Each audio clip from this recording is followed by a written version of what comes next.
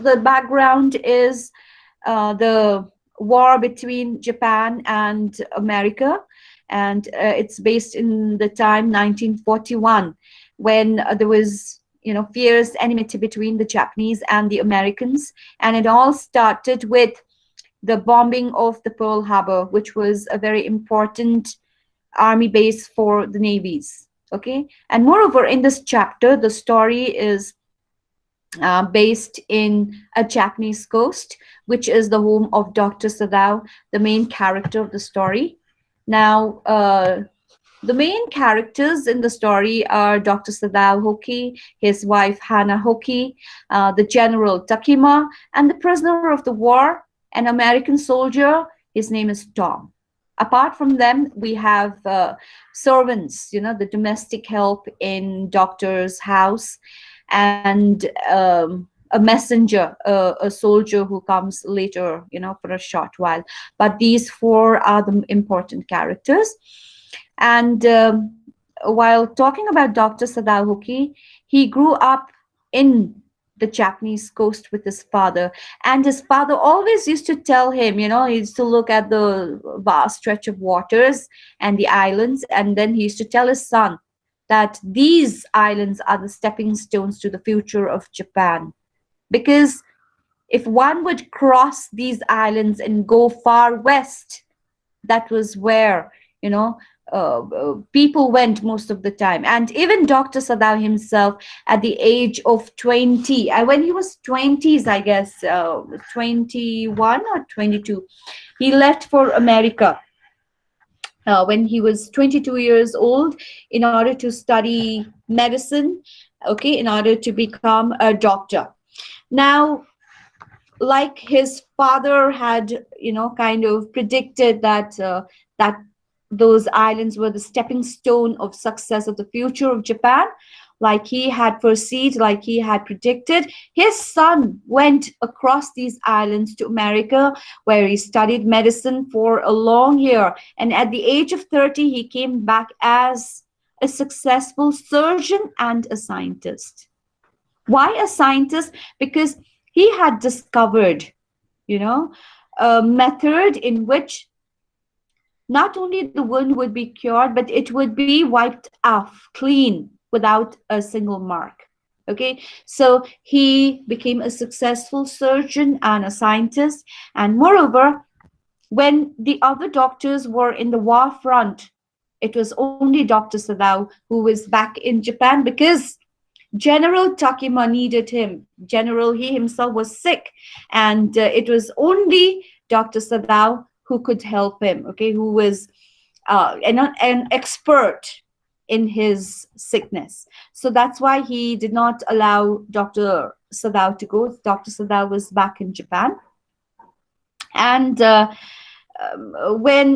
he met his wife in America himself, like, you know, when he was in America itself. So once his professor had invited him over for dinner, and when he went there, he saw Hana, okay, and he liked her, he fell in love, but then he did not say anything, you know, he did not propose, he did not approach her, because of his father. Like I said, his father was a man, a truly Japanese in all the ways, whether it was culture, whether it was, you know, his nationality, whether it was anything, all about him was Japanese. Okay, so it was a great relief when he found that Hana was Japanese. So later on, he asked for his father's permission, and then only approached her, and then proposed her for marriage, and they married in the Japanese culture back in Japan. So that was his, you know, like how he met his wife and how he married. Now, like I said, from small onwards, he lived in the Japanese coast, and when he was married to his wife, he still lived there. And usually he used to, you know, sit outside on the porch of his house, and he used to look at the vast stretch of waters. Okay, he used to keep on looking, thinking about what his father said, and just, you know, while away his time. Meanwhile, his wife also joined. Now, that particular day, while the husband and wife, they were looking into the distance, they were watching the waters, they see a figure. Now, at first, they think it's a fisherman. But then that figure was staggering and then finally fell flat on the ground. So when they see that, both the husband and wife go to that particular direction. And they see a man sprawled, with his face on the sand. When Dr. Sadao turns him over, they discover that he is an American soldier. Okay, a prisoner of war who had escaped. Now, here at this point of time, okay, Dr. Sadao, he stands in conflict between his duty as a citizen of the country and his duty as a doctor. And therefore, the theme of the story comes here. Okay, so before I move on further, let me discuss about the theme. So the theme is, we as human beings, we as people, we often face internal conflicts. Often there are internal conflicts. And because of these internal conflicts, many a time our actions also contradict what we are thinking, and what we think we should do, we do just the opposite. Okay, so here the doctor also faces the internal conflict between his loyalty to his country and his devotion to his profession. Now, as a doctor, his first duty is to protect his patient at any cost, without any discrimination. And as a citizen of a country, it is his loyalty. And since this man was an American soldier, a sworn enemy of the Japanese, his first duty was to report him, to kill him, to throw him back into the waters. Now, this is where he is facing an internal conflict. His mind says he's an enemy, he should throw away, but at the end, he does just the opposite. He saves his life. So, in doing so, the theme that humanitarianism transcends above everything comes into existence. So being a human, humanity, kind of wins over the situation, and he helps this particular enemy. Okay, so moving on to the plot, I've already told you the starting of the story, how they come across the soldier. Okay, now both the husband and wife, they cannot do anything. They cannot even put him back into water. That is what their mind says. The mind says, okay, throw him back into the water. Okay, kill him. But both of them cannot do anything. Instead, they help him to go into their house. So they take him to their house, especially in the room which belonged to Dr. Sadao's father. Okay, and even the room was decorated in a purely Japanese manner, like, the bed on the floor, the table, the vase, the flower, everything around the room was all Japanese. So after that, Dr. Sadao tells his wife to ask the servants to come with water and clean him up. Now, when Hannah goes to the nursery, she meets Yumi. Yumi is one of her servants. She's the housemaid. So she tells her to get a bucket of water. And both of them, when they enter into the room where the soldier was sleeping, Yumi just stands. She freezes. And the bucket, she puts it down on the floor. And when Hannah tells her, clean him up, she refuses. Though she is a servant, she denies her master. And when Hannah says, I'm the master, you listen to me, she gives a look, And when she looks at him, she gives that look of contempt to her master. And the master, that is Hannah, she's quite scared. And she tells Yumi to leave the room. And Then after that, she does the work herself. She cleans up the soldier. Then next, the husband comes. He's fully geared for the operation, and he gives a small bottle of anesthetic to his wife, stating that in case he woke up, she should be the one to put it under his nose, okay, so that he would fall asleep again. Then they begin with the operation. Now, as the doctor makes an incision into his wound, blood oozes out. She's not going to, she's not able to stand the sight of the blood. So she rushes out and she starts puking. Now, at this point of time, the doctor's frustrated. That's his wife, his family outside who needs his help, and yet he's not able to help him because he's a doctor. This is his patient. He cannot leave his patient. Okay, so he performs the operation successfully, and meanwhile, all the days, like the servants, they keep on talking, and they kind of purposely talk in loud voices so that their master and mistress would hear them out, and they would send this American enemy away. They keep on stating, that anyone who helps him is a traitor. They should not keep him. It's endangering everybody's life. So, and yet, in spite of all these talks, both the husband and wife, they're resolute. They keep on tending to the wounded soldier. Now, on the seventh day, two things happen. Firstly, in the morning, all the servants leave. They pack the bags and they leave. Okay, Yumi cries because she loves to be with the children. Going away from them means she would not be able to see them. So she cries. So eventually they go.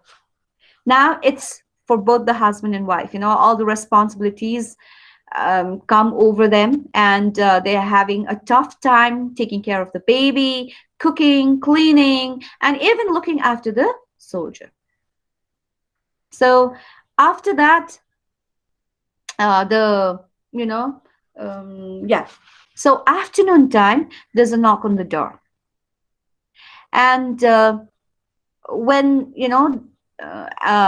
Hannah opens the door, she sees a soldier standing right in front, and she goes into a panic attack. She feels that the soldier has come to capture her husband. Okay, maybe the servant might have complained against them, and now they have to, he's come to arrest her husband. So she goes into this panic mode, and she rushes inside the study where her husband has been sitting, and there, Ashish, what are you doing? Ma'am, I just got this email from one person that I've college to, ma'am, and I'm just going through it. Yeah, don't go through it right now. Keep it. Okay. Okay. So after that, she just points at him. And meanwhile, Dr. Sadao looks at him, and he also knows that, okay, now this is the end. He's, come to arrest him. And then he asks the soldier, okay, what is up? What's wrong? And the soldier says, actually, you have to go to the palace because the general is in pain and he wants you. When he says that, he kind of is relieved and he says, that's it? Anything else? And the soldier is quite perplexed and says, no, that's it, sir. Anything you wanted more? And he says no. So the wife is also quite relieved, and she goes to the kitchen. Now, before going to the general, he goes to his wife, who is in the kitchen. She looks exhausted.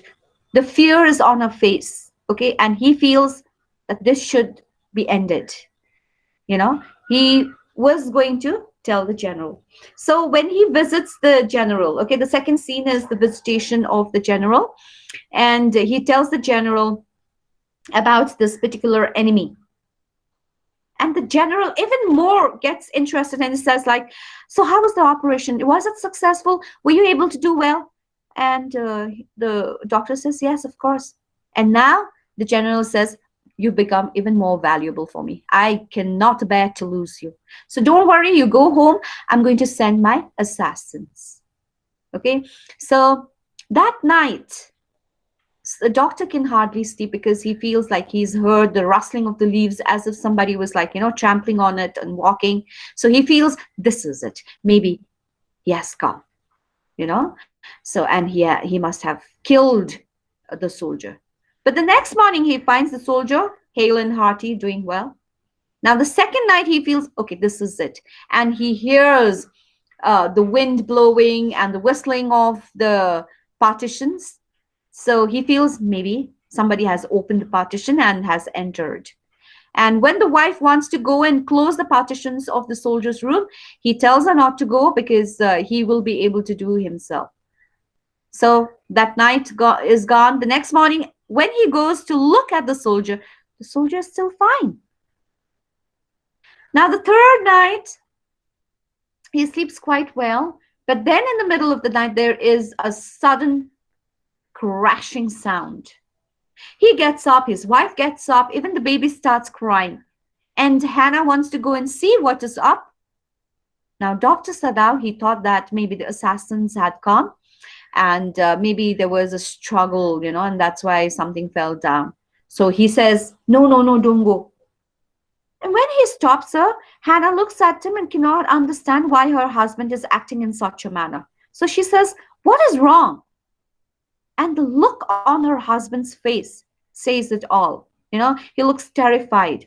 And she gets even more terrified. So that night they sleep. The next morning when they go, the soldier is still there. Okay. Now he feels, okay, that the general had not kept his promise. Okay, that the general had completely forgotten about what he had promised. Okay, so he was more observed in his own sickness. Okay, he was he was self-observed. Maybe he had forgotten about the soldier. Now, since it was too long and it was too difficult, and it was a kind of an harassment for them because every night he was not able to sleep and his wife was in fear. So he kind of takes it to himself. He says, okay, this is it. Now I cannot bear any longer. So taking advantage of the general's self absorption, okay, doctor decides to save the soldier's life. And how he saves